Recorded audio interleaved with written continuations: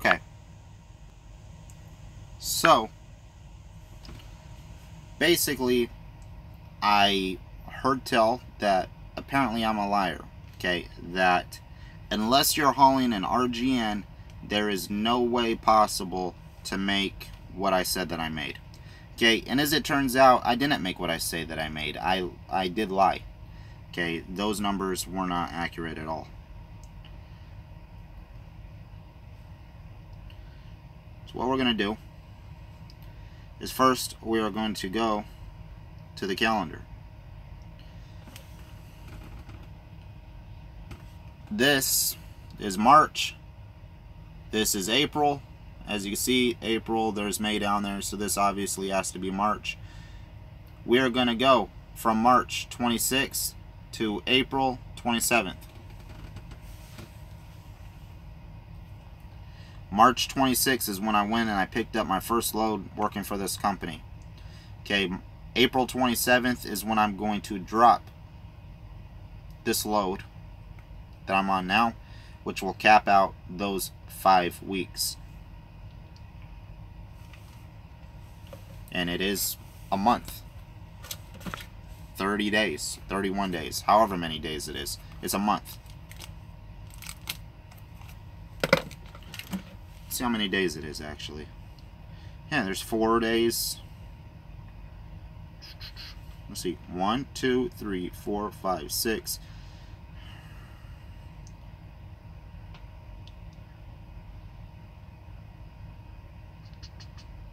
Okay. It's 30 some odd days. 33 days. Okay.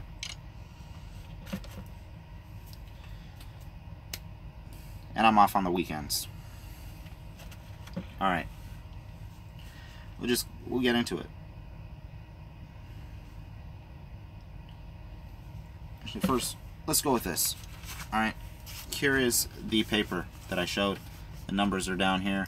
$1,176.78, $1,701.60, $1,301.01, $1,637.27, which I believe is or 67 cents, which is the week that I'm on now. Okay, and then the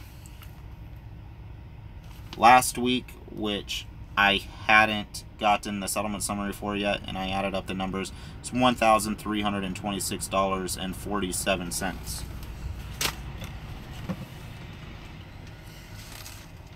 Let's go to... Okay, I don't know what happened there. Let's go to the first settlement summary. This is dated April 6th, 2018. See that here? There's the date right up here on the top. $1,176.78.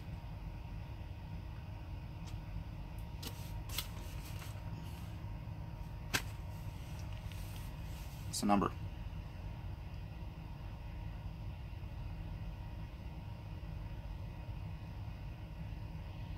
The second one.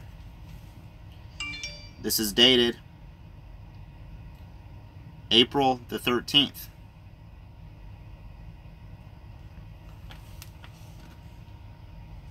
$1,751.60, a total of $1,701.60.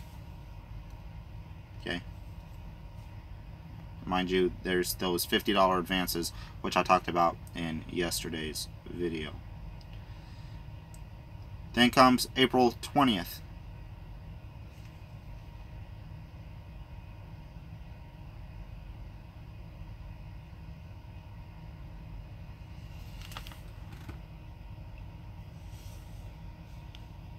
See here, there's a date, $1,301.01.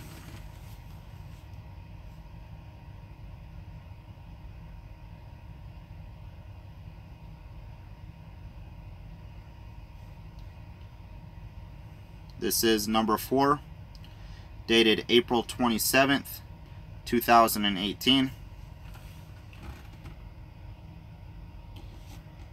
As you can see on the top here, if this will focus. Come into focus. How about now? Let's see. Yep, right there. $1,276. No, sorry. $1,356.50. And I said this one was $1,326.47.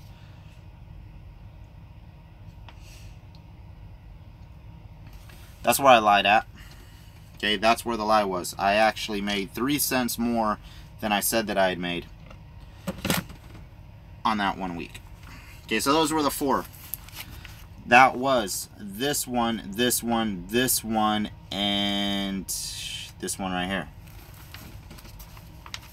Now, we're going to go on to the week that I am currently on. See if this helps any. No, that one doesn't help. Maybe this one will help, though. Let's see. Oh, look at that. Okay. What we have here are the weights of the coils that I ran this week, right here. Right here is the rate that it paid per hundredweight. Right here is the gross to the truck, and the last one here is the gross to me. And please ignore my dirty hands, but I don't swing doors for a living, I work. Unlike some people, and you know who you are, because you like to talk shit, so now I'm going to start talking shit back to you. Because I like talking shit, it's fun. And I think most of us know that. That it, you know, that is fun. Anyway, the first coil that I ran last week weighed 80,010 pounds at a rate of $1.65 per hundredweight, which made the total gross to the truck $1,320.16. And for you, and you know who you are, you're the one who said that these numbers are not possible. Let me explain to you how you could do this kind of math. Let me explain to you how you can do this kind of math, because you are pretty dumb, as we all know. So what you would do is this 80,010 pound coil, you would make this 800.10 times $1.65. Okay, and that will give you this number right here. Okay, then to figure out how much money I make, which was $349.84, you times that by 0.265, which is 26.5%. And you'll come up with the same number. Now, you can follow that formula for the rest of these if you want to go ahead and confirm. But it would be a waste of your time because these are right. Okay, the next one was 44,620 pounds at a rate of $2 per hundredweight. That made the total gross to the truck $892.40 for a total to me of $236.48. On that load, we added another coil. Since we were going in that direction anyway, and we had room on our permits, so I'm allowed to weigh 120,000 pounds in the states of Ohio, Indiana, and Kentucky, which is the only places I run. So we added what was actually, I believe it was a 31,000 pound coil. I have to go looking through my paperwork, but it paid as a 40,000 pound coil, which does happen sometimes.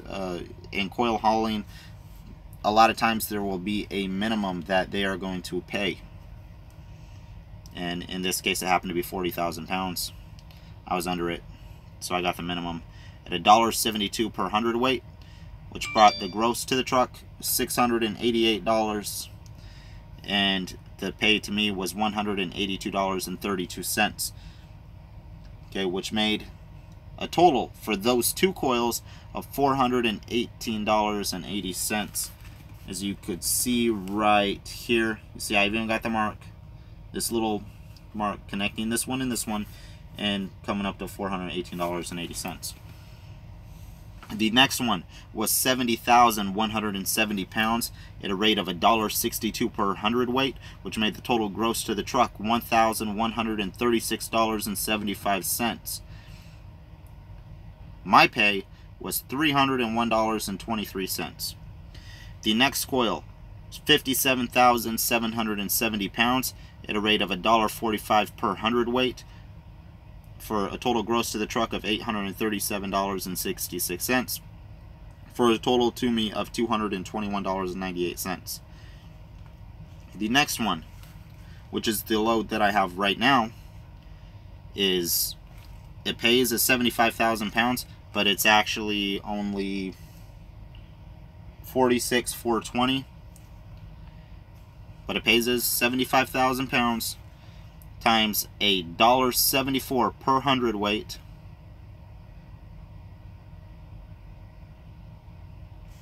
Makes total gross to the truck $1,305. Of that, 26.5% is $345.82. You add up all these numbers here, it come up to $1,637.67. Then you add up all these numbers, and it brings you to $7,293.53. Thank you very much. Now, there was also something else that I was told, is that apparently there's some superiority complexes going on, where certain people who claim to have heavy hauled before, but I don't think that's accurate due to the fact that just, like 2 years ago, you're trying to go to Western Express or whatever, thinking it's a good idea. I mean, for an experienced flatbedder to want to go flatbed at Western Express doesn't make any sense. Okay. Here's the thing. Just because I don't have an RGN doesn't mean that I'm not a real flat, or doesn't mean that I'm not a heavy hauler. Okay. Doesn't mean anything. Okay. I run heavy. That's what it is. Sorry. Do I run as heavy as some people do? No.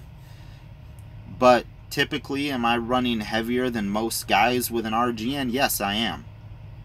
Most of those RGNs that you see out on the road still are only 2 axles. The only reason they're running like that is because they're over height, so they need something that's lower to the ground, even lower than a step deck, okay? Or they're over width, whatever the case may be. It's a very, very versatile trailer. But still, most of them only have 2 axles. Those guys are still good for 80,000 pounds. Now, apparently, since I haul coils, those numbers aren't possible. If I was hauling machinery on an RGN, I would be. Sorry, they would be, even if I was only hauling legal loads. And the accusation was made, from what I understand, that I am not actually even a heavy hauler. This is a scale ticket from the middle in Cleveland. Anybody who's been there and is hauled out of 132, the 132 door, or what's the other one? 116. I think 116 is the other one that you scale. 132 you scale in at the back scale. 132 you scale in at the back scale. 116 you scale in at the front. Those are the only 2 doors, as far as I know, that you have to scale in at.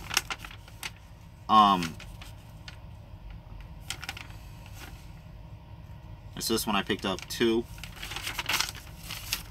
coils. Let's see. I don't know if you can read that. That is my gross. There is the weight of the truck. The net weight right here. Okay. I don't know if that's in focus. But this says 116,060 pounds. Yep, right there. Look, 116,060 pounds. My weight, just the truck and the trailer, is 35,720 pounds. I was actually pretty low on fuel. My actual weight is actually almost 36,000. You know, for not being a heavy hauler, I was actually pretty heavy. It's pretty heavy. And did I? Yes, I did. Yes, I did. I brought that load to Kentucky. I rolled right down 71. I actually got off at the scale on 71 in Kentucky, on 71 southbound, and I ran across the scale. Should be weird. That's very, very weird that I'm not even a heavy hauler and I crossed the scale at 116,000 pounds and I didn't get stopped. Bizarre. That is very, very weird.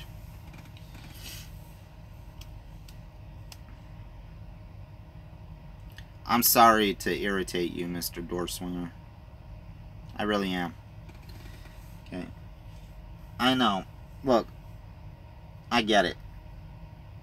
Believe me, I get it. Okay. You tried to make money in trucking. You failed. So now you go out and you get a truck from a dealership, which you're still overpaying for. We all know it, because your truck payments were listed right there on the website along with all the other ones. A lot of us went on and looked. Okay. You talk about all this money that you make, but you won't post any of your stuff. I just posted all of it. What do you think about that? And then you want to come on here and act all big, bad, and superior and how you're all successful. Didn't you just say that you brought home $7,000 as a owner-operator? Kane, you didn't pay taxes or anything out of that yet. If you look at those paycheck stubs, all those actually say net on them, don't they? I could go with that same lie too. That's what I brought home. I could have went with that, you know. But I told the truth. Those are my gross numbers.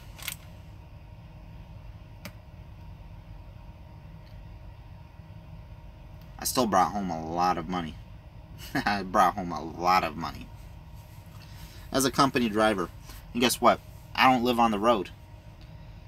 Okay, sure, I'm in the truck a couple nights a week, but I get to go home every week. I get to go home. I understand why you don't, you know, because you can't figure out how to make good money.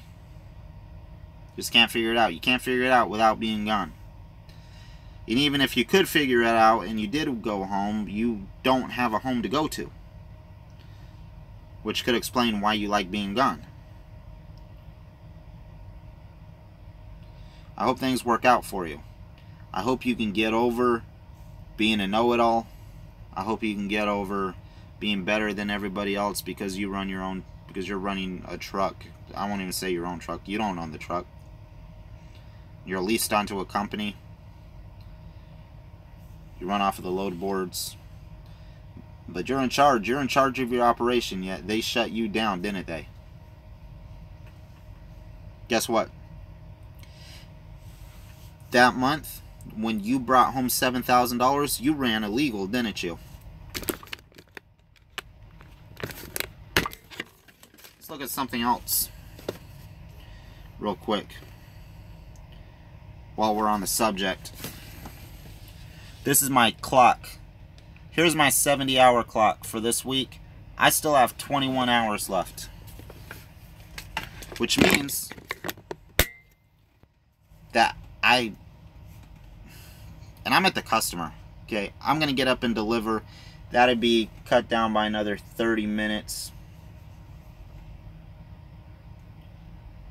Which means that I'm still going to be at 50 hours, okay? 50 hours for the week. And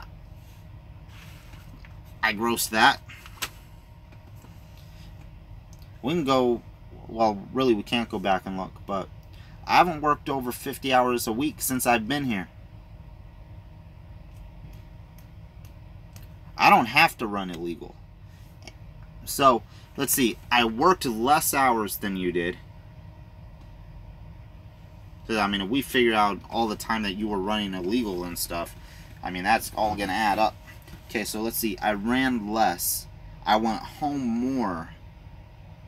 And I still made more money.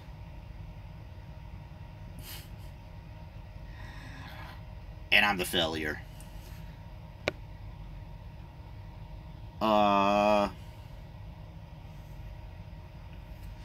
That doesn't make any sense at all.